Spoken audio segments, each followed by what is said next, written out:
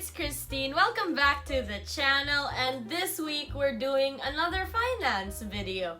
This week we're talking about budgeting, a harsh introduction into the adulting world. It's very daunting at first, but if you break it down, which is exactly what budgeting is, you break things down, things start to become less daunting and it becomes smaller, manageable pieces. For me, what is my definition of budgeting?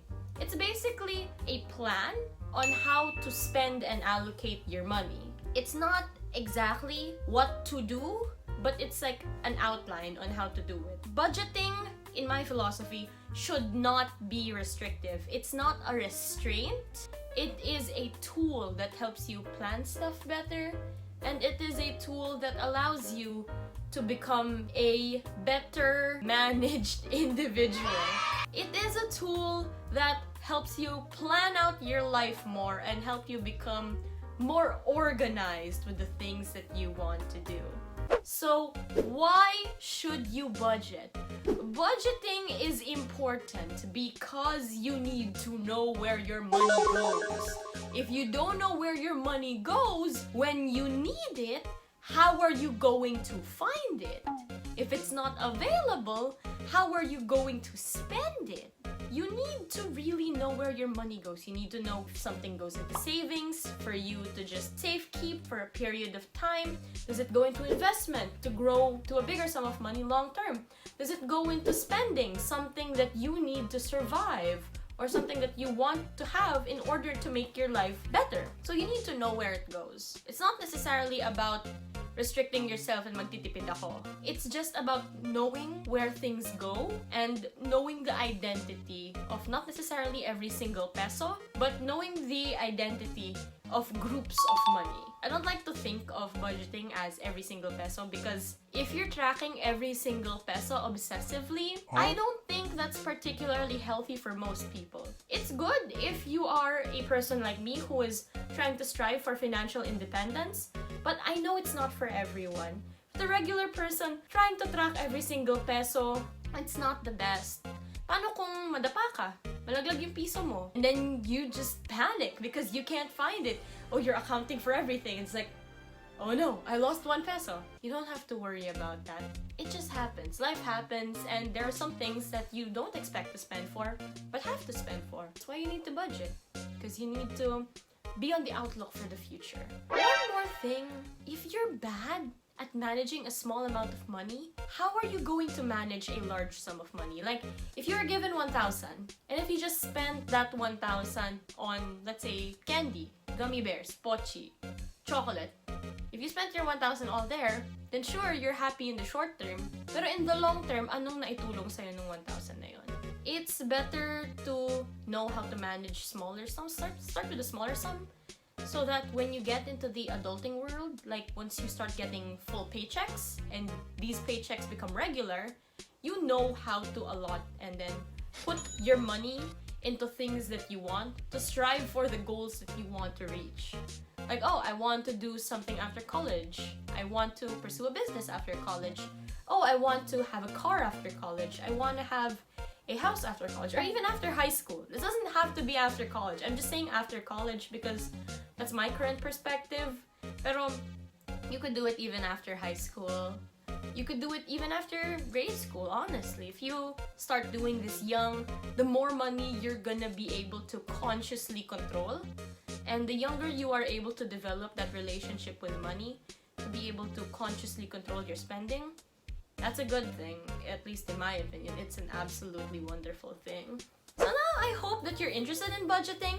Here are the things that I suggest that you do. Here's the things that I did once I started budgeting things. So the first thing I did was identifying my spending habits. This is something I've already told you in previous videos, but if you haven't listened or haven't seen any of my previous videos, spending habits are just how you spend. What do you spend on? What are the ins and outs of your cash flow? How much money goes in, how much money goes out, and how much money gets left behind.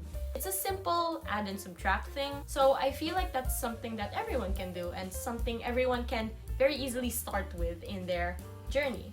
Once that you have the in and out, the general in and out figured out, it's time to get specific. You start to identify the problem areas. What do you spend on the most? Is it something that you want? Or is it something that you need? If the thing that you spend on the most is something that you can live without, then that's a problem area. If one of the things that you spend a lot on is something that you can live without, that's a problem area. Now, I don't mean to do it's like, oh, if you drink Starbucks like once a month, that's a problem area. It's not. You have the right to treat yourself. In fact, I encourage you to treat yourself, but moderately, and not always just treating yourself. That's not a good thing. It's important for you to know how you spend your money and are the things that I'm spending on worth it. So you just need to identify what you can cut off. Like, for example, if you pay for a battle pass in a video game, but you don't play the video game anymore, but you still buy the battle pass, that's something you can cut out. Or if you buy a Netflix subscription, but because of school, you're not able to watch it anymore. Because of work, you've become too busy, you're not able to watch Netflix anymore. If no one else is able to utilize it, cut it out of your spending. Because it's unnecessary. It's something that you don't need. It's something that won't affect your life, frankly, if you don't spend. So these are the things, the problem areas that you need to cut out so you could go down and narrow things to what is actually important. Lastly this is just the basic thing. It's the 50-30-20 rule. It's just a general rule with how you should allot your money. So once you've identified things, here's how to allot them. This is a very generally known thing. This is not advice, but this is a very generally known theory on how to allot things. So 50% goes to needs, 30% goes to wants, and 20% goes to savings. That wants can be cut up and down depending on your situation, but this is just a general thing. What you classify as 50% should be your needs. Needs include housing, food, water, bills, essentially the things that you cannot live without. You can't live without electricity, you can't live without water, you can't live without internet nowadays.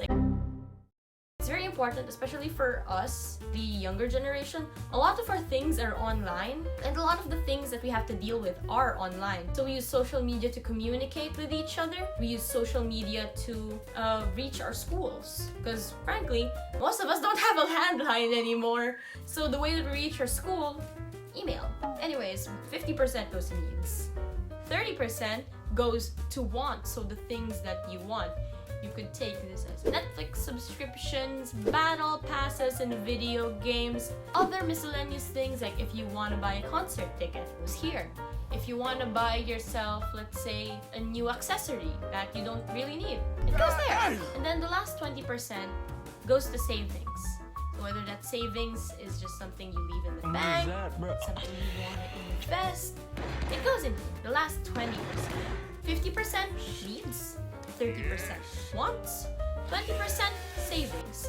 That's the general base rule that is a very well-known theory that I suggest that you start with if you want to start budgeting. It's because this is balanced. 50-30-20, you're not depriving yourself. 30% may be like, oh, that's so few. I'm not gonna be able to get what I usually want. No, that's enough. What you need to learn might be self-control. If your wants go above the 30%, even 50%, that's not good, okay?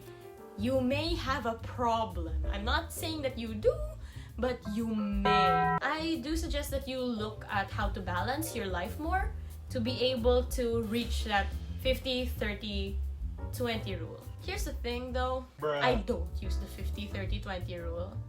Well, I don't anymore. I used to use it. When I was a bit younger and I just started budgeting, this was the guideline that I started to use. But I'm a child. I don't really have anything to spend on other than the things that I want. My needs are taken care of by my parents, thankfully. They're always the ones who take care of things I need. So medical bills, I don't need to worry about. Bills, like electricity, water, association dues, etc., etc. I don't need to take care about. Everything else that is a need for me to survive, they have taken care of. So I don't have any needs that I'm taking care of. So my setup right now, I know this may sound very extreme, it's an 80-20. 80% immediately savings, 20% is what I spend on my wants. So for example, if I have an allowance of 1,000 per month, then 800 of that, at least 800, goes immediately to savings. The 200 pesos is the only things that I use for what I want. So it's not that I deprive myself. I actually don't really like spending a lot. I like making things. So I like to just use that 200 to be able to invest in things that I could make bigger. Like for example, use the 200 pesos to buy flour, buy eggs, buy milk. What can I make with these things? A crap ton.